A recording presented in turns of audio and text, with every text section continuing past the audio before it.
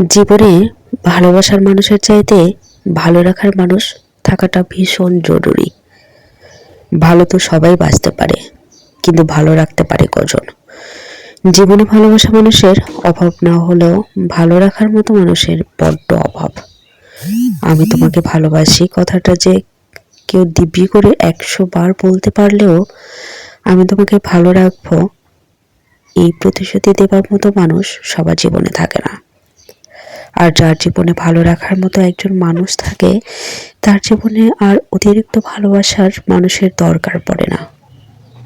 কারণ যে ভালো রাখতে জানে সেই মানুষটাই সত্যিকারে ভালোবাসতে জানে। তুমি মানুষটাকে ভালো রাখতে পারো মানে তুমি পুরো মানুষটাকেই বুঝতে পারো, পুরো মানুষটাকেই ভালোবাসতে পারো।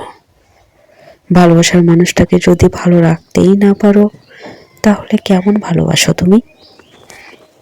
কাউকে ভালোবাসা মানে রাত জেগে কেবল গল্প করা, রোমান্টিক কথা বলা, কথায় কথায় ভালোবাসি ভালোবাসি বলে কবিতা আওড়ানো, কিংবা দামি খাবার গিফট নয়। কিংবা ভালোবাসা মানে তোমাকে ছাড়া বাঁচবো না বলে হতাশ করা নয়। ভালোবাসা মানে সবার আগে মানুষটাকে ভালো রাখার দায়িত্ব নিজের হাতে তুলে নেওয়া। আমি তোমাকে ভালোবাসি মানে তোমাকে ভালো রাখবো, কথা দিলাম। কাউকে ভালো রাখতে বেশি কিছু দরকার পড়ে না, দামি গাড়ি, বাড়ি, গিফট কিচ্ছু না। মানুষটাকে ভালোবাসার স্বাচ্ছন্দ্য বোধ করে, তোমার সান্নিধ্যে হ্যাপি ফিল করে, তোমার আন্তরিকতাই মুগ্ধতা প্রকাশ করে, তোমার কেয়ারে নিজেকে ধন্য মনে করে, তোমার স্পর্শে নিজেকে পরিপূর্ণ মনে করে, তোমাকে বিশ্বাস করে নিশ্চিন্তে ঘুমায়, তুমি হীনা নিঃসঙ্গ এবং শূন্যতা অনুভব করে। মানে মানুষটাকে তুমি ভালো রাখতে পেরেছ, মানুষটাকে তুমি পুরোপুরি ভালোবাসতে পেরেছ। জীবনে এমন একজন ভালো রাখার মানুষ যার আছে, তার জীবনে ভালোবাসার মানুষ কি আদৌ লাগে? সোনা রেখে কাজ কুড়াই কোন বোকা বলুন তো? এই ভালোবাসার গল্প ফেসবুক থেকে নেওয়া।